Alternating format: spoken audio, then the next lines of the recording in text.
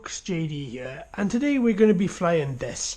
This is the Syma X23W, and it's the new indoor flyer from Syma. Now this is one of two parts. First part is going to be today flying indoors, and then once this horrible weather shifts, we're going to take this outside and see exactly how she does outside. So with that, let's turn her on. Press and hold a couple of seconds on the top of the on button, and then once again turn on the transmitter, and it's a single open throttle up and down as standard to bind.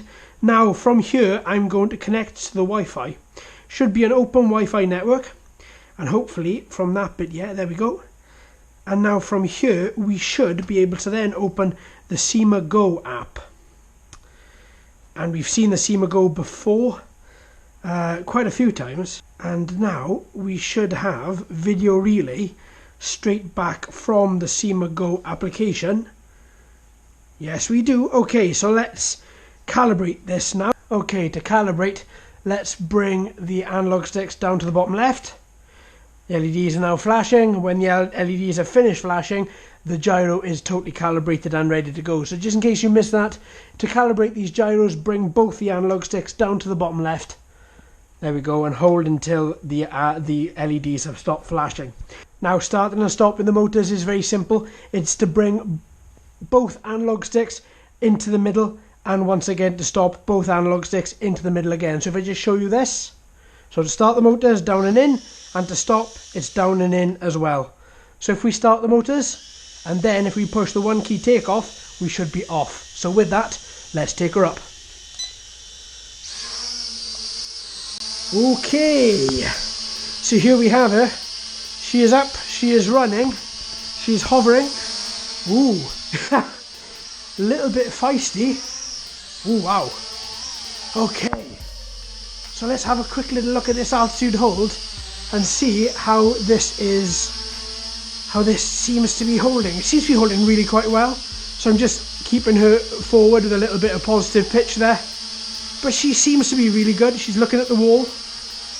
And then if we turn her around, ooh, very, very quick controls. Okay, I think this quadcopter may be a little bit big for my particular small room that I have here. But she works really well. With just standard left yaw and right yaw, she turns extremely well. Let's check out this banking. Ooh, very nice. Okay, so all in all, I quite like this. She's very big, she's quite loud. These are brushed motors. But all in all, her movements are really quite nice. She increases altitude very, very, very quickly, so be careful with that.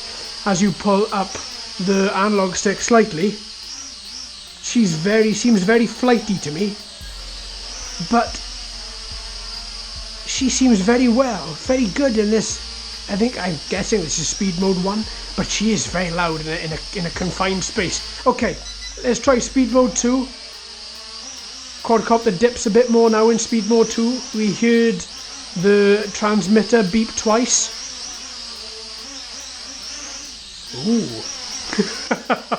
This is definitely a little bit more fiddly in an area of this size. I would most definitely say, if you were considering this as an indoor copter, make sure you have more than enough space to fly her. I think it's going to be a lot better outdoors than what it is indoors. Indoors really isn't showing this off as well as it should be shown off. Banks really nicely around corners. Oh yes, really nicely. It's me feathering the altitude. Oh, she's very tight with the banking. Very tight indeed. Yeah, I'm very impressed. Very impressed. And then speed mode 2 again. Yeah, very impressed with the banking here. The FPV looks to be good as well. The camera looks to actually have a pretty good lens in it, which should give us pretty clear 720p shots, hopefully. Oh, so far with the transmitter, no problem. Okay, let's bring her down. 1 key landing. And now for what this I'm going to do is turn off the quadcopter and the transmitter. I'm going to unhook the phone, and then I'm going to turn the quadcopter back on, and then I'm going to connect once again to the FPV. We're going to connect to the correct SSID rather, and the correct SSID is Wi-Fi FPV. Then we're going to open up Syma Go. Okay, so what we're going to do now is just push this top button here, and this one will take us up. So with that, up we go. Ooh. Okay, now this could get quite messy, flying this indoors on smartphone. But so far, she is doing quite well.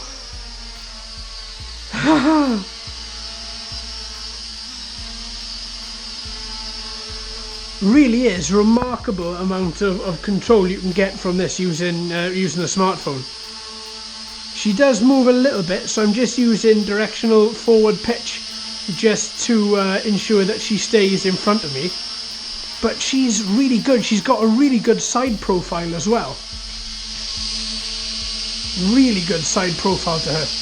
Really nice looking LEDs, really bright looking LEDs. Really nice looking quadcopter all in all. I'm really quite impressed with it. I'm impressed by how she handles. I'm impressed by how she flies. This video looks very good. The motors unfortunately are loud, but they're not screechingly loud.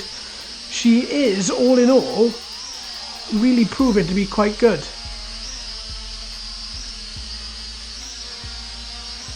She banks very well as well. Her altitude is a little bit flighty, a little bit quick, but all in all, other than that, she seems to be quite good.